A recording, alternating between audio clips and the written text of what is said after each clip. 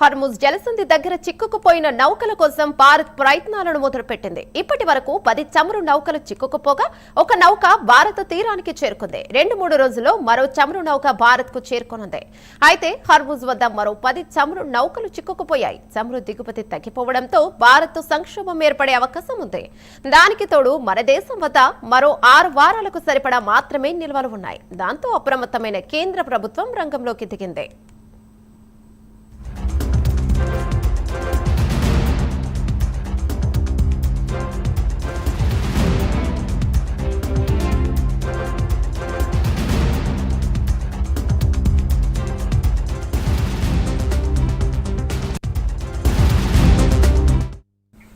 Hormuz వద్ద చిక్కుకుపోయిన చమురు నౌకలను త్వరగా భారత్ తీర్చేందుకు కేంద్ర ప్రభుత్వం చర్యలను మొదలుపెట్టింది. హర్ముజ్ నుంచి మొత్తం 8 చమురు నౌకలను తీసుకురావడానికి ఇరాన్తో చర్చలు జరుపుతోంది. భారత్ పై ఇప్పటికీ ఇరాన్ పాజిటివ్ గా ఉండటంతో అక్కడి నుంచి దాదాపుగా నౌకలు వచ్చే అవకాశం ఉన్నట్టు తెలుస్తోంది. యుద్ధం సందర్భంగా ఇరాన్ హర్ముజ్ ను నిలిపివేసింది.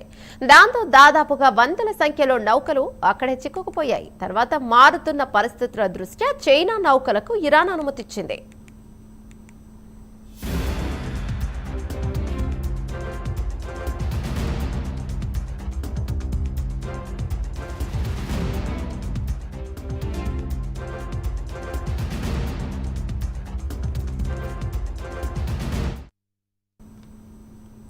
ప్రపంచవ్యాప్తంగా చమురు ప్రభావం పెరగడం, మిత్ర దేశాల విజ్ఞప్తులతో ఇరాన్ కొన్ని సడలింపులు ఇచ్చింది.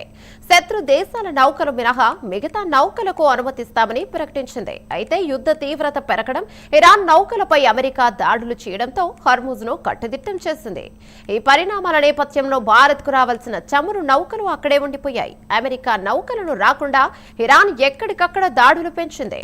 ఇప్పుడు భారత్ నౌకలను సైతం విడుదల చేయాలంటే ఆ దాడులను ఆపేసి అనుమతి ఇవ్వాల్సి ఉంటుందని నిపుణులు చెబుతున్నారు.